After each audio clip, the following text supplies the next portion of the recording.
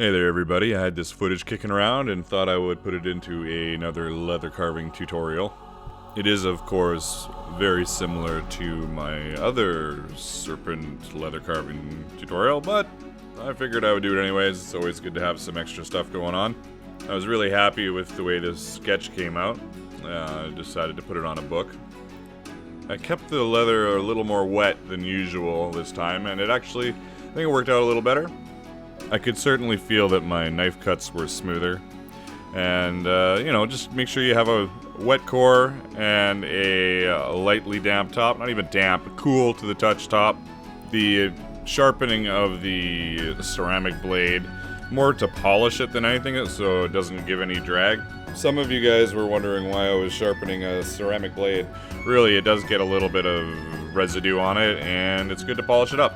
I almost exclusively use this ceramic blade. It's a finer tip, and if you need to get a sharp corner, just make sure you angle your blade back. This is all about just tracing lines.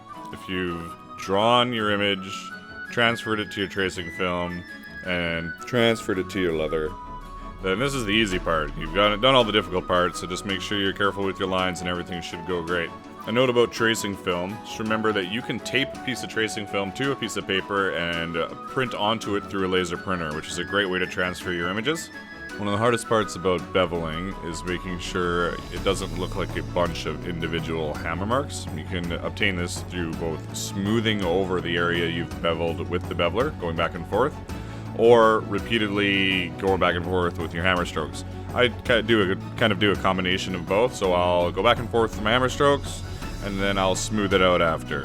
When you're going back and forth with your hammer strokes, if you start strong and finish light, it should slowly blend your strikes together.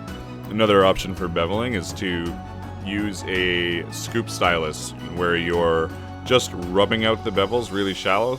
You obviously aren't going to get as deep a bevel, but it takes half the time, and if that's important to you as far as the budget for your project, and you might want to consider that. You can look at some other videos of mine where I do that.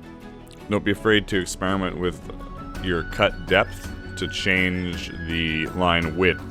So whereas my initial cuts on this serpent were deep, I would say that all the interior line work is probably about a medium depth, just to change it up a little bit. Also, when I get to the point where I'm doing my cross-hatching on this serpent, I take it another step further and press my cuts even shallower, which creates a thinner line for all this cross-hatching that I'm going to do. And as the added bonus of being a little less work on your hand. If you learned anything from this video, or at least found it entertaining, be sure to hit that like button, and it helps the channel out a lot. Now once we're done all this cross-hatching that's incredibly tedious, we're going to move on to backgrounding. Same kind of idea as beveling, where to get a nice even background, you just want to make sure that you have firm strokes at the start to get your depth, and then you do lighter taps in order to blend everything together. I also end up re-wetting my leather here, which, because I was filming, I rushed it a little bit. You'll want to wait a little longer than I did. I have 3 identical background stamps that all have the same texture, but are different sizes. So they help me with the various sizes that I need to background, getting into those tight spots, or doing large areas. I've even been tempted to buy yet another backgrounder of the same texture.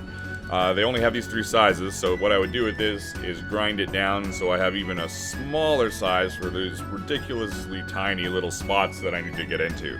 I also ended up using this book cover in my How to Make a Leather Book video, which you can take a look at if you'd like. You can find it in a link down below, or somewhere posted on the video if I get around to that. Well, we're finally coming to the end of the video here. I'd like to thank everybody for once again tuning into my channel to see what I've come up with. I'm trying to do more videos these days. We're gonna see if I can keep that up. I'm really enjoying the process, and I'd love to hear back from you guys. So leave a comment in the video down below if you have any ideas on what kind of topics you might like me to tackle, or any critiques or positive feedback on this video. I love to read all of them. Give me a thumbs up if you loved it. Hey, give me a thumbs down if you hated it. And subscribe for more content. Happy holidays, everybody. And I'll see you next year.